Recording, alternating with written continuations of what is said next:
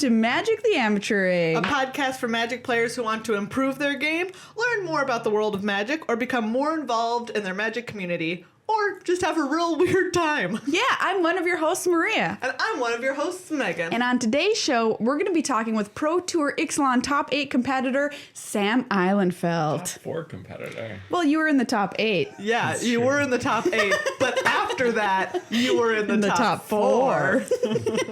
This is my favorite part. Top 4. Excuse me? Top 4? Yep. Okay, fair enough. Fair enough. Sam will be here to correct all of our horrible miscalculations about his journey to the top 4 at Pro Tour Ixalan this past weekend. In fact, the way we're going to conduct the interview is that Maria and I will say something patently false about the Pro Tour, and Sam will simply correct it. Or I won't. Pro Tour Ixalan. Whoa, actually. Yeah, it's going to be awesome because we're going to be able to go over Limited with Sam, who did super well in the Limited portion, especially his first draft. I know the story of it. It was really cool. And to kind of talk about our thoughts of the Ixalan Limited format. We're going to talk about Standard because we saw some crazy stuff go down at the PT. That's right, Maria. I know that there was at least one Standard deck out there that really caught your eye. It sure did, Megan. As far as you're concerned, it was the Cinderella at the It was ball. Kind of. Yeah. I mean, like, in my opinion, it kind of made the biggest splash as the most, like, unknown deck coming into the Pro Tour. And on its way out the door, it dropped one of its sleeves, and Maria picked up that sleeve and is now on a quest. I'm on a quest to find the card that it fits. What fits in here? Yeah. Literally any Standard Sauce Magic card. Most card games. You could probably fit a Pokemon card in there. Fair point. But we're going to talk about it. We got new decks. We've got the results of the Pro Tour. We can give you the highlights of the tournament, and we can tell you how to get into the top 8 of your first PT. Sam's got the literal top 10 list. Like, if you do these 10 things, you will make it guaranteed. It's a bullet point and a map. I have it written right here. Yep. Right here on this little Post-it note. Each stop on the map is a different bullet point. Yeah. They go together. Before we start, you guys, how often do you think about sharks? I would say once every month for sure. Wow, that's like pretty often, don't you think? It kind of is. Like, considering how little threats are sharks are a threat to us. Like, we live in Minnesota. There's no shark within how many miles? What is the closest shark to us right now? Minnesota Zoo. It's in the aquarium. Okay, fair enough. I was going to be like, a shark is, other than an aquarium, is very far away. But if I'm counting aquariums, that's not too far. Exactly. So if you're, like, afraid of sharks, an aquarium is, like, the most dangerous place for you. Yeah, I mean, a shark is born to want to tear you to shreds. That's right. And all that's standing between a shark and your life is a glass wall. Yeah. And you know what? When you think about all that sharks have accomplished, that glass wall just doesn't seem like much. Yeah, why do you ask? I was just thinking the other day about my old coworker who was like... A shark? Who was a shark? Anyways, moving on. Who was so afraid of sharks that every day she would Google recent shark attacks. Every day? Yeah. And this is when I was living in Texas. So, like, the closest shark was, like, a 4-hour drive to the coast. Oh, man. I was, like, still there could pretty be a far. Rainstorm. Like, sharks like a hurricane. Rain down. Yeah. Like a big hurricane that Sharknado? is so big, is that what you're thinking of? It picks up sharks. I'm thinking of a sharkicane. A sharkicane. Ooh, Sharknado. You weren't nearly big enough for our imagination. Sharkicane. Shark tsunami. That works even better. You've seen the Magic card. I forget which card it is. I think it's Noah Bradley where he snuck a shark. He did. Yeah. Into the Twister art. Yeah. I like that a lot. Wait, what? Yeah. Which card? Oh, man. I don't know. Savage Twister, I believe. It was the new printing of Savage Twister. Let's look it up. Because, right. I do remember the story. This. Noah Bradley's like, he, I snuck a shark into this art. And there's been, like, the stories of artists sneaking, like, little Easter eggs into their art over a long time. We actually did an episode with Vorthos Mike on Twitter, Mike Lineman, who... Oh, it's not this one. Yeah, it's the Modern Masters 2015. No, that's not. No, this is. I don't think it's Savage Twister. Just search Noah Bradley shark. I'm gonna search Shark. That's not gonna get it. That's definitely not gonna Look get at all it. these sharks. Wow, there's 4 sharks in Magic. Shamble Yeah. shark, obviously my favorite shark, Oh. Mr. Shambly. Yeah. Look at this one. This one's just a classic shark. Giant shark. Yeah, it's just a shark. I don't know if this is a shark. This is an Axe's hark, actually. What? Because sharks in Oh, the yeah. name. This one is an axe shark. Axe shark. But what I was Anyway. gonna say is like you can go and search for our episode with Mike, and he does a little Easter eggs portion where he talks about cool Easter eggs that you can find Oh, in wait, Magic wait, Art. wait. Called Noah Bradley. No card is called that. We have to do card Advanced name. church, advanced church. Very for Yeah. unstable. All right. Well, Megan is looking for this shark art. Shark. Nope. Think, Maria. Think before you open your mouth. I want to say thank you to everybody who's become a patron of the show on patreon.com/MTAcast. Thank you so much to our Less Than 1% Club. You are the Best Than 1% Club. If you ask why is the show called that, or the club called that, it's because that's how many people support the show. So if you're sitting there thinking, everybody in the world must support Magic the Gathering, they're so great. First of all, thank you for thinking we're great. That's awesome. Second of all, you're wrong because it's a very small fraction of our listeners. So if you want to be in the club that says, hey, this is something that I value every You have to week, find the then go to search patreon.com/MTAcast and throw a buck at our faces. That's all we ask. Just a single dollar, hurl it through the internet at our gosh darn faces, and we'll be ever grateful for you. You get access to our Discord chat where we're going to ask some questions of Sam, which people have posted in our Discord chat. You get sweet rewards. You get an awesome warm feeling in your belly or your heart, your choice, every month. You keep going. We're still looking. I'm still going to vamp here. Keep going. Keep going. You get all of that, and you can access our Facebook group. We have a Facebook group for Less Than 1% members, which is kind of cool. Which, by the way, Magic the Amateuring also has a Facebook page. So you can go to facebook.com/MTAcast and hit like or whatever it is that you hit when you want to be a friend of an entity and not a human being. We found it. Oh, okay, you found it? Yeah. Okay. Right. If you go, it's on Desert Twister, and if you Google there it Desert is. Twister shark, there'll be a little circle around. Actually, I searched Noah Bradley Sharknado, and it was the first thing Oh, that never come mind. up. If you search Noah Bradley Sharknado, then you will find it. So thank you to everybody who supports us on patreon.com/MTAcast. Please come join our family, be a new member. We also have to thank cardkingdom.com/MTAcast, which is the link to enter into your browser of choice. When you want to go buy cards, when you want to buy magic paraphernalia of any kind, we always recommend Card Kingdom for their extremely fast shipping and #1 A+ excellent customer service. And Megan's got some new toys. That's over here. right. We've got some sick new battle decks from Card Kingdom. There's Dynamite. I like how you just got it just when you said it. That was my favorite part. I did not realize it until I was saying it.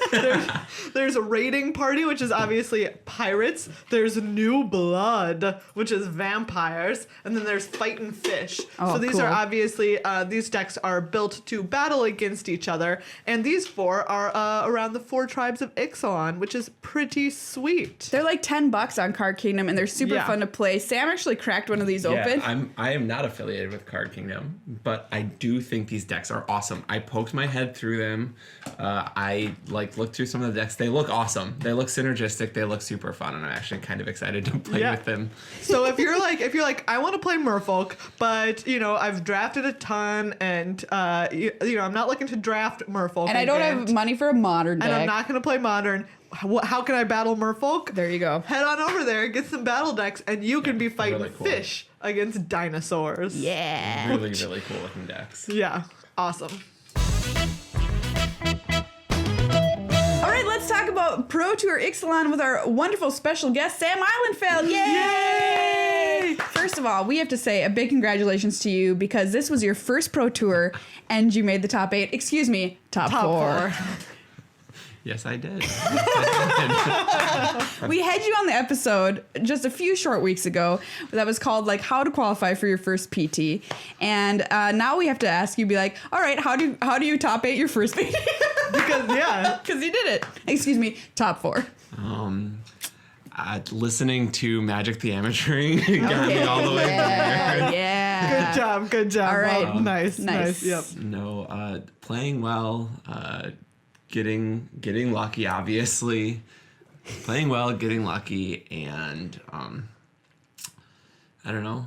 I think I feel like you're still in shock, by the way. I'm still in shock. Honestly, I don't know what happened. Sam walked into my house this morning. He's just like, I don't even know what's going on still. Is that accurate? Is that accurate statement? Yep. I just literally spent all of class yesterday. I didn't take any notes. I didn't hear a single word my professor said. I just spent the whole class just like staring up and listening, but nothing registered. That's fair, because you've just had like the most tremendous experience as a Magic player. Yeah, it was really awesome. Everyone I played against was so cool. Mike Sigris especially was just one of the nicest people I've ever played against. Really great player. Seth was really nice as well. Reed Duke, really amazing. I don't know. I played against Paul Rietzel too. Just everyone was so cool. Everyone was so cool. I was so excited to be there. And just thinking back on the experience, the Magic community is so great. The Magic community is so fantastic. So awesome. Well, Nice. Sam, congratulations again. You made it into the top 4. You made it just so proud. Like, I was sitting up there at the desk and I was, I knew you made the top 8 before you did. And I was just sitting there like tears in my eyes as you were going up there to go into the top 8 ceremony, because I knew you made it and you didn't know. I didn't know. And I was just like bursting at the seams the whole time. Bated breath. You got into the top 8 on the literal slimmest margins that are humanly possible. 0.001% on tiebreakers. Oh my God. I had done the math, and I was convinced I hadn't made it because I had done the math. I thought I was in 9th place. I had calculated it out. People were texting me, yeah, like, sorry, man, like, we're still proud of you no matter what. Like, good job getting in 9th place before the standings had been posted. Yeah. They saw that I had won my match, but they had all done the math, and everyone was saying, sorry that you hadn't made it. So when I found out, I was in shock. I'm still in shock. Yeah. So. All right. Well, let's talk through your tournament. We're going to get to the top 8 and standard portion, but first we're going to start with the draft. Yeah, let's start with your draft. So your day 1 draft, how did it go? I've heard it's a wild story. Was fantastic. My day 1 draft was amazing. I 3-0'd that one. What happened? Tell us your draft strategy, because there's tons of people out there who are still like, who knows? What? The most 3 important cards, in my opinion, in Ixalan Limited are Pirate's Cutlass, One with the Wind, and Mark of the Vampire. And I had 3 One with the Wind, I had a Pirate's Cutlass, and I had 2 Mark of the Vampire. And I felt so great about that deck. Wow. What the heck were you putting them on? 1-drops. Yep. The secret was this guy, this Vicious Conquistador. Oh my God, you're like the only person out there who, so far that I've heard, is like Vicious Conquistador. Loved it. Yep, you go turn 1 Vicious Conquistador, turn 2 One with the Wind, and then you've got a 4/4, basically a 4/4 flyer on turn 2. So. And oh my God. Would you also take something like Blightkeeper? Would you also take Skittering Heartstopper? Oh yes, and I put would. all of these things on? Yes, because a turn 2 flyer is pretty good. I mean, if you think about it, like if you have a turn 2 3/4 flyer, discard a card, like you would play that in every limited deck. So that was what I was hoping to. You're just building your own. Yep, build my own flyer. And you're not worried about removal? Or bounce? So the idea of this deck is it's a tempo deck. So by the time that they have cleared your creature or that they have removed your creature, you've already hit them enough that it doesn't matter. So you're basically trading 2 cards and 8 damage for a removal spell, and you're okay with that. Alternatively, they don't have a removal spell, and you just keep bashing. And they just win. And then they just die. Yeah. Yep. That's what the Mark of the Vampire is for, though. If they do have removal spells or they do start pushing back, Mark of the Vampire turns a losing position into a winning position. Awesome. Wow. You know what? You are actually not the first person who I've seen draft the strategy. We watched who the heck were we watching? Now I'm gonna blank on who it was, but they picked a Blightkeeper over a contract killing. Christian Calcano. Well, yeah, we've seen It's Christian like do the this. person that I. But I was thinking of this last PT, the first draft. I was watching it with BDM, and that he was just like floored, and I'm like, well, this is what he's doing, just what you said, which is like, I don't care, give me those Blightkeepers because I'm gonna put nonsense on them and send them into the air. Nonsense. Whatever, get at me. And you were saying like you like this format. A lot of people, like pro players, I should say, not a lot of the normal amateurs, because I like this format. We're kind of ragging on it, but you like it. Yeah, it's a fun format. It's fun. The cards are all fun and flavorful. And it's a format that rewards good draft strategy. It really rewards seeing what's open, picking low drops early. I don't think my second draft went so well, but the first one I stuck to what I knew about this format, which is pick 2 drops, pick, Like you put in the work. You knew what to do.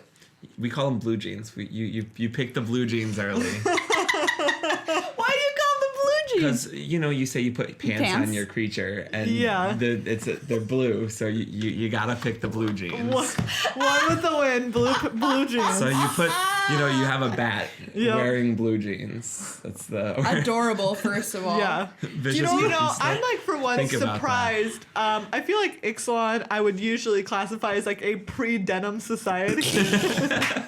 But I guess like you're not supposed to have contact with a pre-denim society. Exactly. It's against the Prime Directive.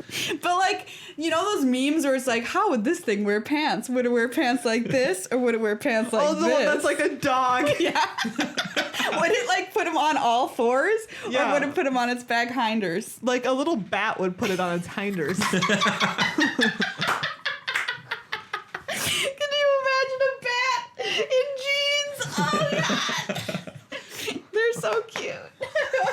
Oh, okay. Well, what do you think? So you 3-0'd your first draft. What do you think the difference was between your first and your second? That your second one was not as successful. You were in the feature pod. That, to be perfectly honest, I think it was knowing that I was on camera. This is the first event I've ever been on any sort of camera for. First time I've ever been in a feature match area. First time I've ever had people recording my draft picks. I just sitting there, my hands were shaking. I was surrounded by really great drafters, To your left, by the way. PDVDR is just like sitting right next to me to my left. And I knew that he would be analyzing my draft picks because obviously good drafters have a very good sense of what's happening around them. Yeah. So I made a couple picks early that were multicolor cards, which traditionally when you're drafting, that's not what you want to be picking early. Yeah. And I recognized that mistake, and I knew it when I was making it. And it's this funny thing where as I'm making these picks, I'm like, don't do it. Don't do it. What are you doing? Hand, stop it. Okay, I guess I've got a multicolor card. My first pack didn't have a lot of playable cards in it. And so I just took the most powerful one out of that one. Which was? Raging Swordtooth. Okay. Yeah, your pick was Raging Swordtooth. And then third pick was the most interesting one. And this is where I drafted. This is my worst pick in the whole draft. 2 Raging Swordtooths. I could decide to force red-green, which is a poor drafting strategy, or I could see what was open and look in the pack. And in that pack, there was an Anointed Deacon. And I took a River Herald's Boon. Well, I mean, a lot of people would. That's 2. I suppose it's third, but River Herald's Boon is a really good card. Yeah. But in this format, you want to see by the third or fourth pick. That's when you need to start looking for your tribal powerhouses. So your Anointed Deacons. Isn't River Herald's Boon considered that? Yeah, but if my first 2 picks are red-green, a Commune with Dinosaurs would have been a better pick than a River Herald's Boon. Okay. I guess putting a 1/1 counter on this format is pretty good. It's just sort of like a 2 mana +1/+1 enchantment with flash, but it still was I think it was the wrong pick. So you think you should have picked the Deacon? Mm-hmm. And that wasn't a hindsight thing. I thought it actually as I was picking the River Herald's Boon. I was like, pick the Deacon. No. Okay, I guess we don't have a Deacon now. I mean, you're making a good point, which is like when you're in that scenario there in the feature match pod, there's like 7 cameras on you, the bright lights, Paula's to your left, and everybody's recording your picks. You're just like, oh my god. I've only ever done 1 Ariel draft when I was in a PPTQ, and it was very stressful. I forgot what I picked because you can't look. Like in a normal store draft, you're just like picking it up. You're like, what did I pick? You look at your pile, and I was just like, oh God, what did I even take first? What have I even drafted? It's like the panic and the nerves or whatever. But like, and I was standing watching you draft, and kind of watching Paulo because that was the drafter I was going to do. But I was like, the third pack kind of helped come together for you a little bit. Yeah, the third pack was great. My deck sort of wasn't great. I was missing 2 drops. You need those in this format. But I had 14 playables at the end of pack 2, and then I had 24 playables at the end of pack 3. So yeah, it was a pack full of, okay, I guess I need this card in my deck. I'll take it. Yeah, and you ended up black-white vampires. You picked quite a lot of Mark of the Vampires again. Yeah, there was a point when I shouldn't have taken a Mark of the Vampire, and I should have taken, I don't know, I value that card very highly. One thing I didn't realize, and they didn't tell us this before the draft, and I wish I had known it, was that your opponents know your deck lists. Your opponents have full information on what's in your deck. And I had no idea. I just didn't know. And they told us this after the draft, and I thought the first thought I had was, well, shoot, these Mark of the Vampires are a lot worse. Because if my opponents know that I have Mark of the Vampires, they'll hold up their Vanquish the week. They'll side in all of their Depths of Desires. Oh, sure. They'll know to play around Mark of the Vampire. And in the same way, I probably won a match because I knew my opponent had a Windstrider, and I chose to not swing in with my 2/2 flyer because I knew what was in his list. So I don't know. Yeah, the reason for that is because they're on camera, and so it's only fair if everybody knows what everybody else has. Right, it makes perfect sense, actually. But that's a good point. Yeah. That you should maybe be told before. One thing, if you're wondering how to prepare for this type of draft, the week or 2 before, when I drafted on Magic Online, I closed my picks. I made it so I couldn't see what I was picking during the draft. Yeah. Smart. In preparation, because you can't look at your picks during the draft. Whereas on Magic Online, you can sort your deck middle of the draft. You can put things in your sideboard. You can play around with it, play around with the curve, sort it however you like. And so closing that window in order to work on remembering what I picked, in order to remember what is coming around, remember signaling, all of that stuff. So yeah, that's a good point. I think a takeaway for me watching all of the draft action at the PT was that players really, really, really highly prioritize 1 and 2 drops in this format. And we talked about the 1 drops. And I think I saw just a lot of really aggressive strategies be super successful. One of the other Pirate Boys, Matt Sicking Johnson, who did... congratulations to him on making this Pro Tour as well. Yeah. He drafted an absolutely insane red-white deck in his first draft. Insane. I've never seen anything like it. Yep. Just never. He had how many Sky Terrors? 3? Yep. His deck was very strong. We played against each other, and he knew I had my one with the wins, but he just, every time we played, I would try to suit something up, and he would go Lightning Strike. I was like, well, you have multiple Lightning Strikes as well. So but he went 5-1 in draft. Really? Yeah, his second draft was actually really cool and really interesting. He was 4 or 5 colors. Really? Yep. Which is an unusual draft strategy, but sometimes works out. Sometimes it works out. Yeah. Couple Drover of the Mighties, couple 7 drops in his deck. Nice. Why the heck not? I mean, we saw somebody splash a Burning Sun's avatar as well in the feature match area in their draft. Absolutely amazing. Love it. Nice. Like, even if you have a deck list, you're not going to assume that's actually in their deck. Maybe. Because you're like, well, they're not playing that. They're not playing any Mountains. Yep. Boom. This was a funny moment, I just want to say. I was going through a draft builder with Guillaume Matignon, who also ended up making the top 8. He 6-0'd the drafts. He had a pretty sweet, this was the pod, that you were in a pretty sweet blue-green Merfolk deck. And as we were building it, I'm like, oh, look at this. Jungle Delver didn't end up making your deck. That's really interesting because a lot of people really like this card. And he just like stares at me and gives me like the death look. And he's like, why on earth would I put a 1/1 for 1 in my deck? Like, I'm just the biggest idiot. So like, Wow. which is, I think I made a true statement. A lot of people do like to play this card, but also it just goes to show you that there is not always one prevailing correct strategy or whatever else. He only had 1/1 with the wind in his deck. I actually lost him in that draft. He only had 1/1 with the wind, and you would play a 1/1 for 1 if you have 3/1 with the winds. Okay, sure. But typically people aren't playing that many 1 with the winds because typically you can't get more than 1 because people are taking them very highly. So. Yeah. All right, so like overall, any closing thoughts for you on Ixalan draft format if people want to get better? Should we crack a booster? Oh yeah, let's do that. Okay, wait. Give us your thoughts. Well, during this cracking moment, We're gonna talk about the cards, and then we'll talk about what we would take. I will say, if you're gonna be drafting this format, Pirate's Cutlass is stronger than most first picks. pack one, pick one. Yep, because it's colorless, and I would even advocate. People have disagreed with me strongly on this, but I would take it over like a Lightning Strike. All of my top uncommons in this set are creatures because you need strong, aggressively costed creatures in your deck. And then my 5th best uncommon is Pirate's Cutlass, which is a common. Yeah, it's a good card. All right, here we go. Okay, so we've got a Bishop Soldier. This card's great. One of probably the best common 2-drop in the set. March of the Drowned. Ryle. Shining Aerosaur. Yeah. Which is a good card, but it's best in the Vampires deck, which already has a 5-drop problem because you've got Bishop of the Bloodstained, Anointed Deacon, Bishop of Rebirth, which is a rare, but costs 5. I'm Still, a there's vampire a lot of- deck. I've got a 5-drop problem.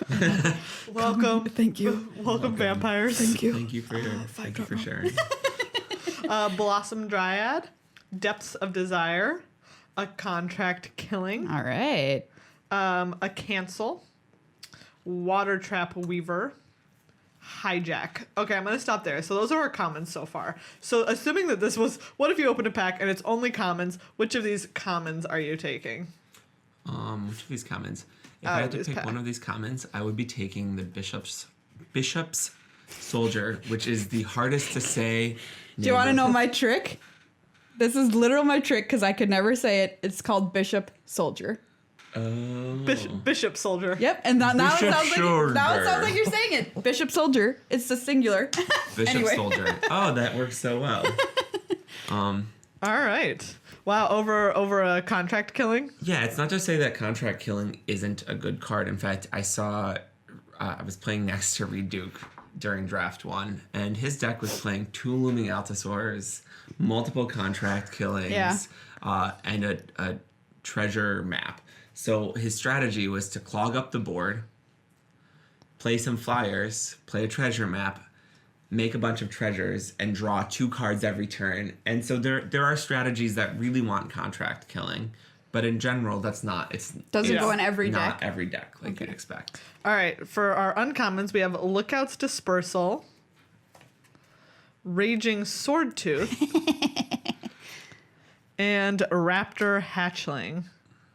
Are you changing your pick? Are you going to take that Considering your recent Swordtooth? experience, are you taking this Raging Swordtooth? Well, I would hope to take the Bishop. You know what? That 2-drop vampire, and instead somehow managed to end up with a Raging Swordtooth in my deck. Take the Bishop Soldier. Yep. Take the Bishop Soldier. How do I have a Raging Swordtooth in my pile? Oh, well. Okay. I will say, staying open in this format is really strong. Reading your signals, it's a very it rewards drafting well. Taking Swordtooth is not the best first pick because it's in 2 colors, and starting in 2 colors is not where you really want to be. That being said, Raging Swordtooth is maybe the most important card if you're going to end up. That and Charging Monstrous are the most important cards if you're going to end up in the red-green Dino strategy, which is not the most strong deck.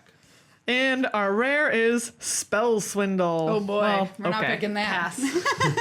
As much as it hurts me to pass a counter spell. I have played Spell Swindle extensively in decks and Magic Online. It's actually, there is a deck for it. What's your deck? 5-color. Oh yeah, or the Revel and Riches deck. Revel and Riches deck. That is the other option. Yep. So are you sticking with Bishop Soldier as your pick for this pack? I definitely am. Nice. Very interesting, for sure. And just one other quick note coming out of the PT, I think that the Blue-Green Merfolk and Black-White Vampires are the top 1 and 2 decks that people are like, these are the decks I want to be in. Red-White Aggro is also And Red-White up there. Aggro, yeah. Red-White is also up there. Black-Blue is also very strong, but you need to get the right cards for You it. definitely need a Cutlass.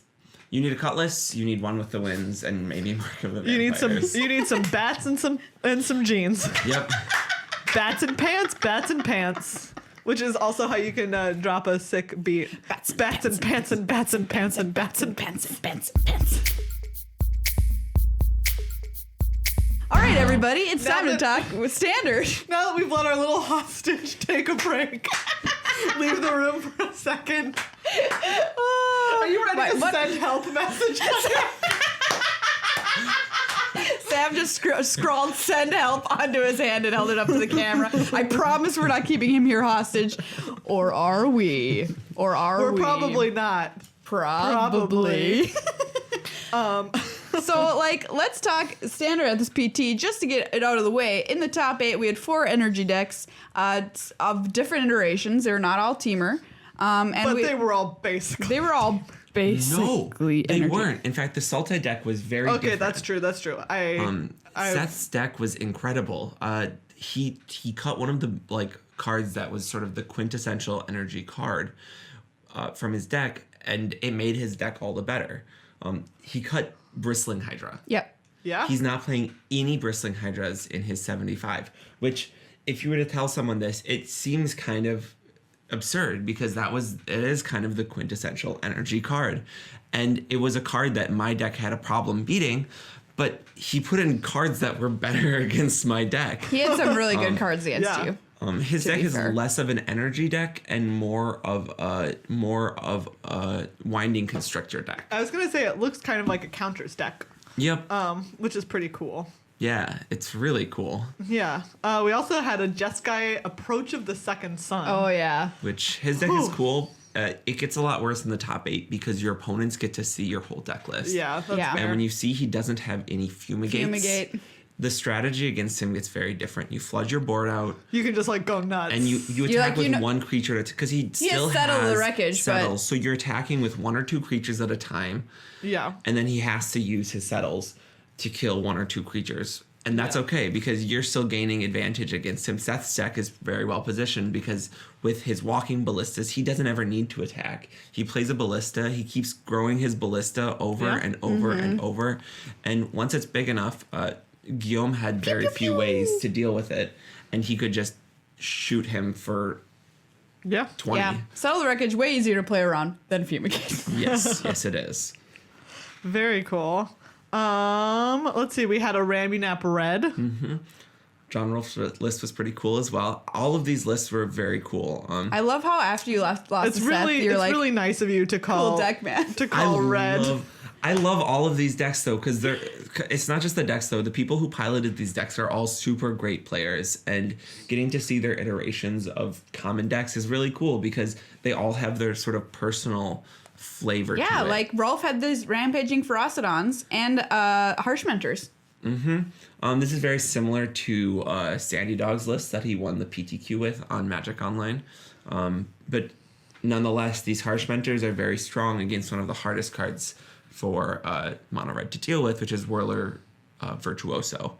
So being able to have them take 2 damage every time they want to make a Whirler, and then with these Rampaging Ferocidons, an extra damage. That's like 3 damage for Yeah. a Thopter. Yeah. Poof. Do you want to pay that price? Hey, And 3 3 energy.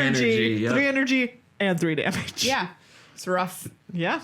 Rough. And of course, we had your Mardu Vehicles. Yeah, this was a really cool list. I'm going to say special thank you to Ray Huang, who was this guy who tested with us. He's from Wisconsin. I think he's from the Madison area.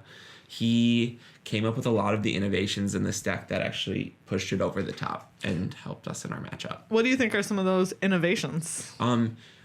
He cut one of the veteran motorists, which seems kind of crazy. It's a vehicles deck, so Yeah. cutting need a a card driver. that interacts with our drivers or cutting one of our drivers is kind of Yeah. seems like a bad idea. But we put in these walking ballistas instead, and the walking ballistas dealt with one of these issues, which was when they are playing a bunch of whirlers against us, how do we deal with the whirlers? Or, excuse me, the poppers. Yeah.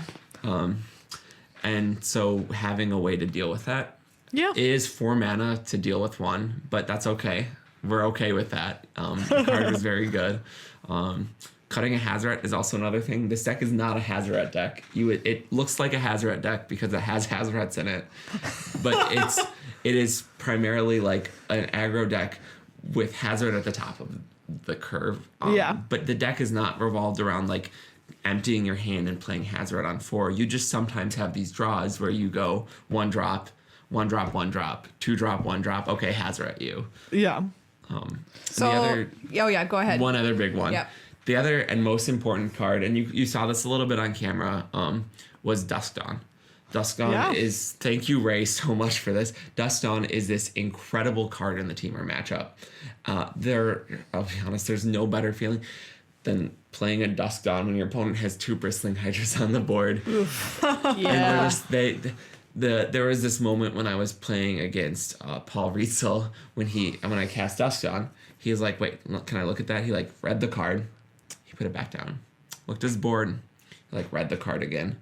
He looked at the board and he put it back in my yard. He's like, wait, can I read it again? And he picks it up and he reads the second. He's like, okay, the other half costs 5 mana. And he puts it back in my yard. And then just like very like slowly, I don't know the right word here, but very like solemnly, I guess. I don't know if that's the word. Yeah, solemn. Solemnly scoops him up. Yep. But going forward, I don't know how great this deck will be. The reason I think it did well at this tournament, and all of my teammates for the most part, my teammates had positive records and constructed. And I think part of it was because we figured out a way to beat Teamer. But going forward, having people know that this is in our board may make it a little bit worse. Harder. It was because this was the first time that we had used this tech, first time anyone had seen this tech, and no one really played around it. Yeah. No one knew to play around it. So Yeah. That's awesome. Very cool. Thank you so much, Ray. Team Tower Games did pretty well at this PT. I think so. Yeah. I think so. Hometown represent. Very cool. I just want to toot my own horn for a second. Because I was like, they're like, Maria, we're going to do a teams preview and we've got to pick teams. And BDM was like, here's the teams we're going to do. And I'm like, you put Tower Games in there for me. And he was like, all right, you crazy person. And I'm like, we'll see about that. I think you really sold my story, even though no one expected me to make top 8. I didn't expect it. Just having you root for me from day one was great. Great. Yeah. I mean, give me a break. I know you guys are good and you put in the work and we did. You're all so nice human beings too. So how can we not root for you? But there is a lot of cool decks that showed up at this tournament. Like, this is a tournament that is unlike most PTs where people are trying to break the format because it's so new. Mm-hmm. So, like, this was a different Pro Tour in that we already had an established metagame. We knew people were going to play Teamer. We knew people were playing Rami Nap Red going into it. So we knew we were going to see those decks. But we also saw some different cool stuff that was completely new. Mm-hmm. And Meghan alluded to it at the start of the show. Maria, tell us what captured your heart. The deck that captured Maria's gray little heart, of course, was mono white vampires. Just call your heart gray? It's gray because I was playing black white vampires and black and white makes gray. And you're right. Never mind. I said I was going to go over and watch Craig Wesco and see what he was playing, and sure enough, he was playing black white vampires, but not exactly the list that I had been playing on Magic Online. It was a little different. I said, Craig, do you think you should have been playing the mono white version? He said yes, and he also said, I can't wait for Rivals to come out because I think it's going to really push this deck over the top. Oh, absolutely. And I completely agree with him. So the mono white vampires deck, I did do a deck tech on it because I, of course, forced them to let me do it because I'm so into this deck.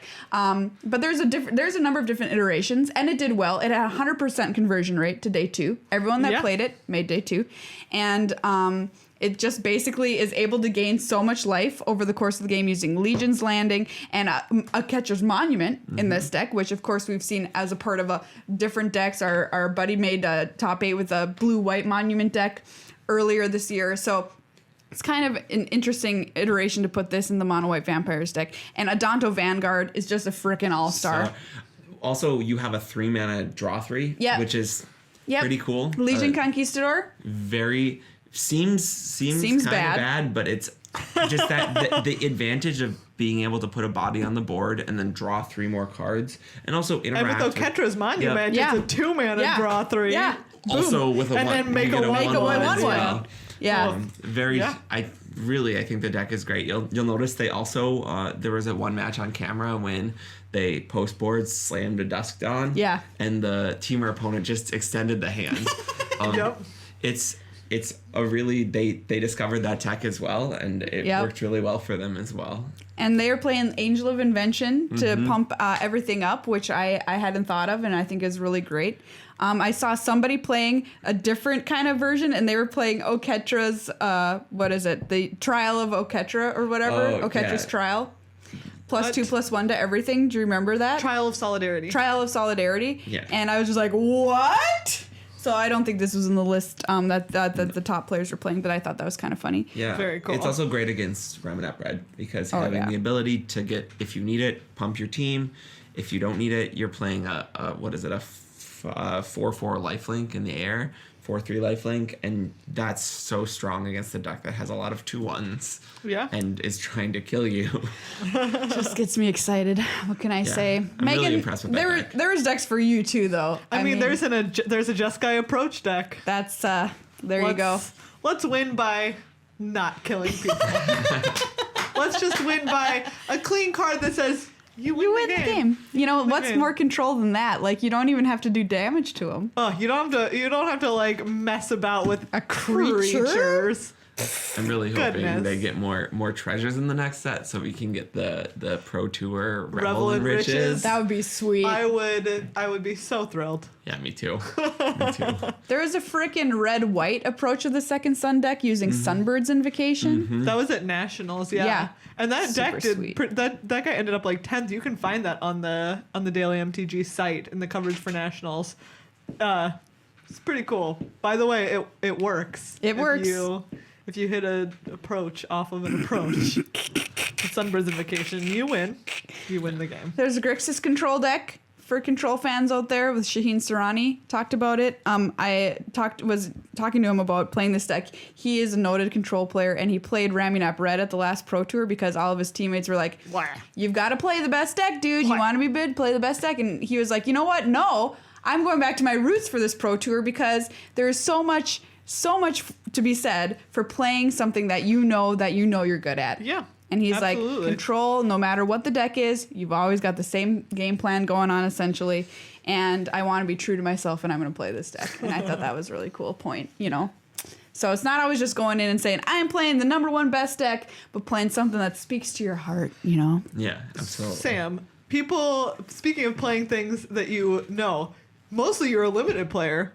We covered this when you were on last time. You, basically, when you won the RPTQ, that was like the first time you'd really played Standard. It's true.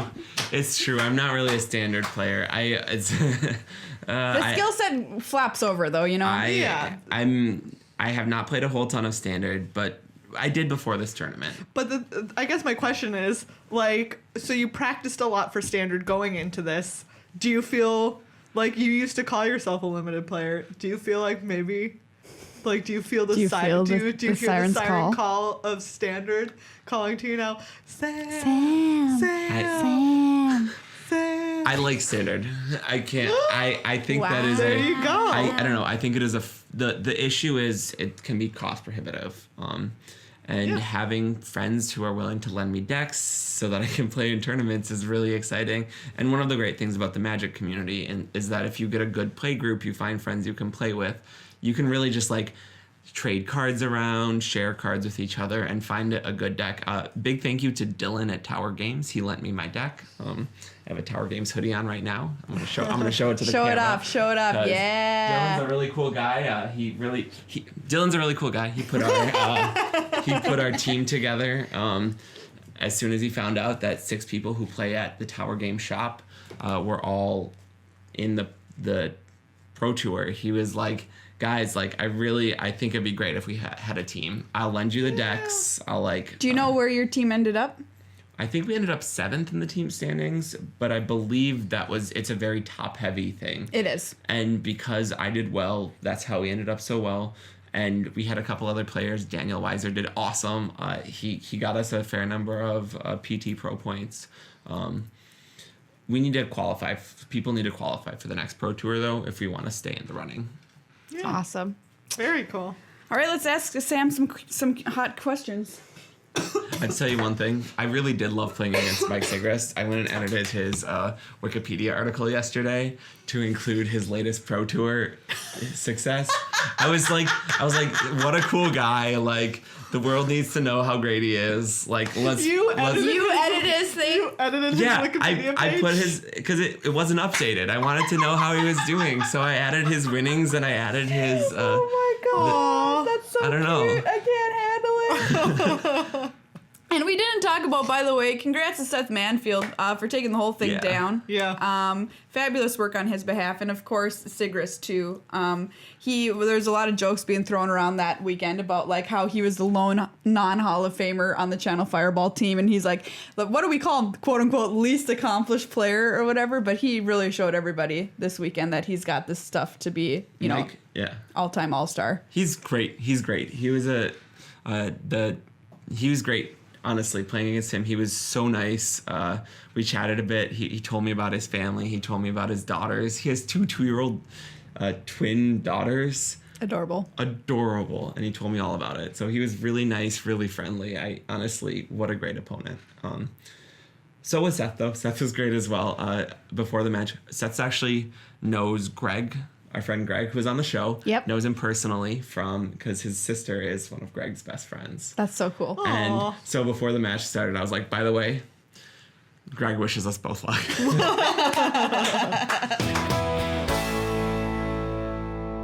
All right, I've got a question from Facebook here. Peter asks, did you ever consider using Fleet Wheel Cruiser in your deck, and what are your thoughts on that card? I hadn't. Honestly, that's a really good question. I suppose that as sets get older, it's harder to think of every possible card. I'm trying to remember what Fleet Wheel Cruiser basically does. It's a pretty good hazard impression. Yeah. That is a 4-mana 5/3. Yeah. That's right. Trample and haste. haste. And I believe it's crew 1. Yeah, but when it comes into play, you don't need to crew it that turn. That's it right. comes in and it's a creature its first turn by itself. It's a car that drives. It's a Google self-driving car. Peter, Okay. that's a stellar question. I wish you had messaged me during testing. Awesome. I'm gonna pull up some questions over here from Discord. All right. For Sam, if you had one tip for players looking to get to their first Pro Tour, what would it be? A similar question, probably what we asked you on the How to Make Your First Pro Tour episode. Practice. Play Magic Online. That's my biggest tip. Play Magic Online. It feels expensive, but as you get better, you'll notice you win more, and as you win more, you can just put those prizes that you win back into playing tournaments. They talk about going infinite on Magic Online. One really good way to do that is to play Standard. Again, the cost of getting into it is a little bit high, but if you know people who could lend you a deck, just playing 2 or 3 Standard tournaments and playing them well, you'll find yourself getting better, and you can win and then win more, and I don't know, it's great. How many oranges can you eat in one sitting? Oh, great question. To be honest, I don't have a good answer. Probably as many oranges. I'm diabetic. This is a cruel question. So we'll say, like, for your personal safety. Like 2. Like 2. Okay, fair enough. It's not a very fun answer. And from the same person, Gabe, what would you have changed about your deck construction in retrospect? Might be playing some Fleet Wheel Cruisers. All right, here you go. From MTG Darth Malber, what kind of things do you do to keep your cool as at a competitive event as competitive as a Pro Tour? And this is a really cool thing that you've got going on right here too. Yeah. So a couple things. The first big thing is, it's a sort of a long story. I have this really cool pair of socks, and they have a dinosaur on them, and there's a guy riding the dinosaur.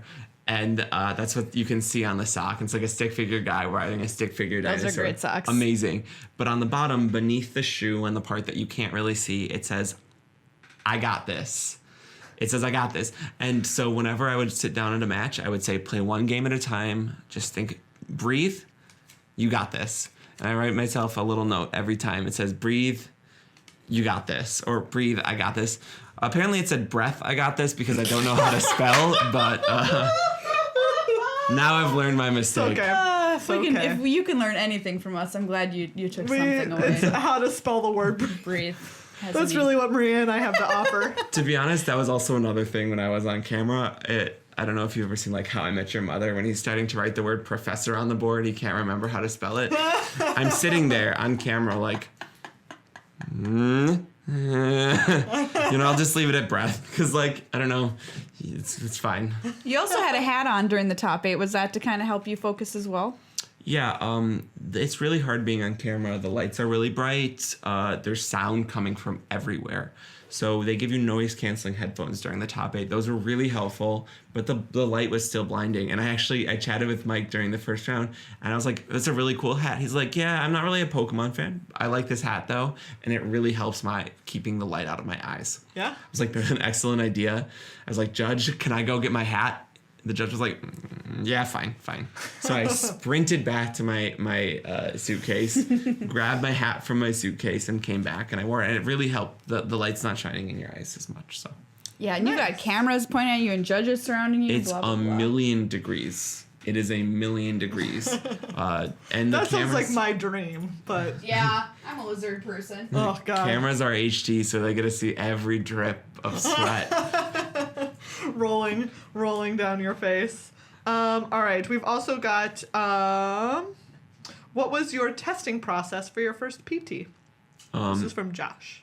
Josh, I was in Phoenix for the Grand Prix, and then on Monday I flew into Albuquerque. And I was in an Airbnb with a group of guys, some of the greatest Magic players that I know. We were staying with Matt Stanky, Ray Huang from Madison, and then my Tower Games team, and Max McVitie from Michigan. And we just played Magic 10 hours a day. Someone would say, let's try this card. And then we would try it, and we would play it. So for a while, we were on Inventor's Goggles. We thought our deck was going to be playing. Wow. Okay. We were replacing Bowmat Couriers with Inventor's Goggles. All right. You play them on 1, and then turn 2, you play another guy. Or, like, you play a creature on turn 1, like one of the Toolcrafts, and then turn 2, you attack, and then you play your Goggles and your Inventor's Apprentice. And the way that those work is they attach once you play the creature. So they're not like Cutlass that they come onto the creature, but, like, you play the Goggles, and then you play... the creature. The creature. And the Goggles are like... Yep. So then on turn 2, you'd have a 3/5. So, a 3/2 and a 3/5. So. It's pretty solid. Yeah, very strong. All right, here I've got a bit of a longer one from Discord. Do you have any advice for someone who's trying to improve, making the jump from more casual to more competitive player, but is intimidated at the seriousness/harshness a lot of competitive players give off? I find that a lot of aspiring competitive players seem so focused on winning that not only do they get salty and often feel entitled to win against newer players, but also often appear to lose the fun in playing more casual Magic. In fact, watching Sam on the Pro Tour has actually inspired me and given me much more hope that it is possible to play at such a level of skill and competition, yet stay positive and have fun playing. There's a valley, it seems like, and as people get very, very close to being super competitive, they get into this position where they're almost breaking through, they're almost winning, and it's hard for them to have fun because they have reached this point where they feel like they've almost done it, and they've almost done it. But then when you get to and that's tough. You play against a lot of those players, and it's tough because they do see. I've no insult here because I know I was one of these players, and it's kind of a place that most players end up in for a little while because you work so hard and you almost make it, and you almost make it, and you almost make it. And there's a lot riding on all of those games too. Yes, which I think is something to acknowledge. It's just like you feel a lot of pressure over an extended period of time. Mm-hmm. Like you're gonna be kind of tough on the outside. Yes. And then you finally make it, and you've made it past all these players, and you're one of them, and you're feeling grumpy, and you make it to the Pro Tour. And like, honestly, I feel like I'm tearing up because everyone was so nice. You don't understand. Like, you get to the Pro Tour, and all of those tough exteriors are mostly gone. There are still some people who are like that, but everyone I played You've made against, it, you know? everyone I played against was so nice. Like, even day one, you know, I played against Mark Jacobson, who is on Mass Drop East, I think. Really nice guy. And he asked me after the match, I had made a misplay. He asked me about it. He was like, good misplay. It actually won you the game. And we talked through the plays, and he was really nice about it. Everyone I played against was so friendly. And so I will say, once you get to that level, it seems intimidating to get there, but once you get there, everyone is so great. And you know what? I think you're a breath of fresh air, Sam. I just want to reiterate that point. Watching you play on camera was just absolutely wonderful, because you're sitting there playing the same way I play against you when we play a draft in this house. You're sitting there talking through what you're doing. You're like, okay, hope you don't have anything. All right. Oh, that was a good, that was a good one or whatever. And it's just so wonderful to see somebody still have that, fun and just the game is a game, right? It's fun. It's fun game. And to see you having fun playing in the Pro Tour Top 8, which is such an incredibly stressful environment and so much is on the line, was just an absolute joy for me. And I know for a lot of people watching too. So it was fun even when I wasn't on camera. Yeah. It was always fun throughout. It was stressful when I was on camera, but it was still fun. I remember when you locked for Bilbao, you came up and you they're just like, I made it to Spain, Maria, I'm going to Spain. And I was like, yeah, buddy, you did it. And the fun thing is, going to Spain wasn't what I was excited about. I'm so excited to go with Greg. Greg, this is for you. I'm excited to go to Spain with you. It's going to be so much fun.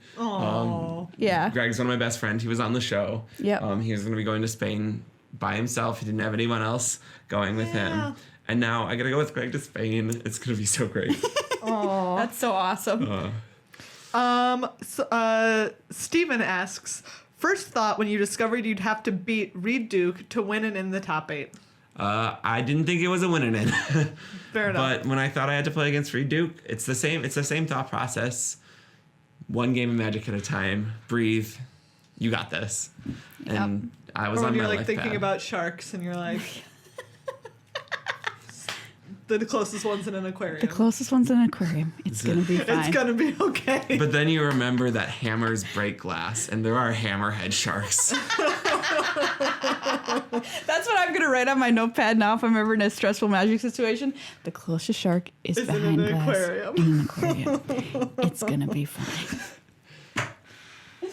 I don't even want it's going to be fine. Just the closest shark is in an aquarium. Yeah. Period. Okay. Well, big thanks and congratulations to Sam Ihlenfeldt for coming on our show. Thanks so much, buddy. You deserve all of it. We're so proud of you. We're so proud of you. We're so proud of you. So many people are coming up to me. They're like, are you just the proudest little mom right now? And I'm like, yes, I am. Yes, I am. Strutting around like a very proud little chicken. You want to see a proud mom, you should see the messages my mom was sending me all weekend. Oh, that's so cute. Was she watching you? Oh yeah, she would send me these 2-paragraph, after every match or after every couple matches, she would send me a 2-paragraph long message. Aww. You know what your grandma would used to say, or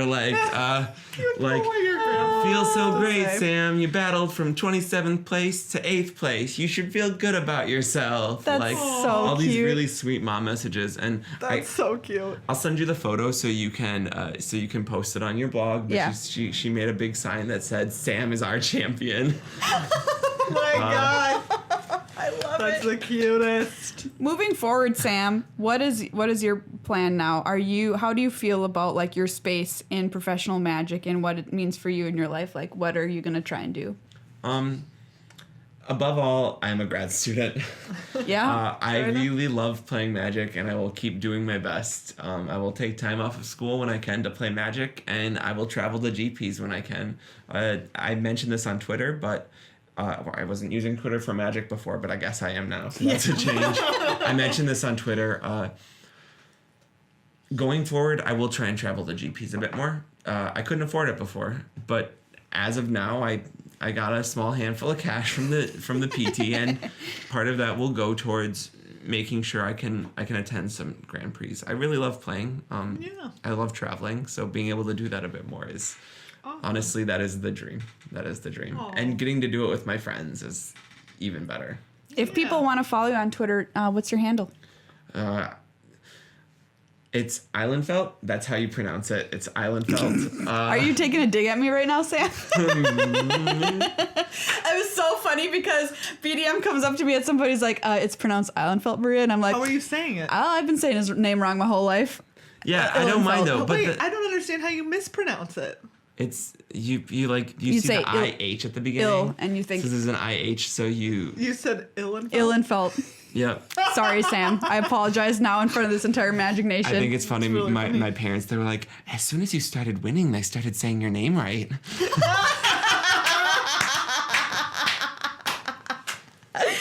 Oh gosh, I'm Well, a big dummy. It's my last name is my Twitter handle. IHLENFELDT. There you go. Got Nailed it. There's a silent H and a silent D. Second letter, second to last letter. Everything else just kind of makes sense. Just like silent ham, silent domino, That as the phrases go. Now I want to make a Twitter handle at Silent Ham. The But you can't Silent tweet from Ham. it. You I never, like you that. never tweet. I am the silent ham. You've put it together like portmanteau it. It's Sam. Silent ham. Silent Ham. Oh my god! Whoa! So everyone, I am the silent ham. this has been our interview with Sam, Silent Ham. Silent Ham. Ihlenfeldt. Ihlenfeldt. Thank you again so much, Sam. Yeah. So many congratulations. We're so happy for you. It's just the best. Congratulations to everybody who is a patron. Patreon.com/MTAcast. And of course, Card Kingdom for being our amazing sponsor on this show too. Check this video out on youtube.com/MTAcast where you can see Sam's little handwritten note of help me. Help me. And if you want to save Sam, I don't know. Literally handwritten, written on my on his hand. Get your helicopter in here and airlift him out because there's going to Exactly. be no other way. We're keeping him, and he's going to teach us how to make top eights. Two quick shout outs. Shout out to my girlfriend Margot because she's the best. And She's adorable. Shout out to my team, Tower Games. You guys are great. And Ray Huang especially, who's sort of on the team. Aww. Awesome. Nice. All right, check back here next week for more Magic action and a Meghan story, too. You've got a story That's for right. us.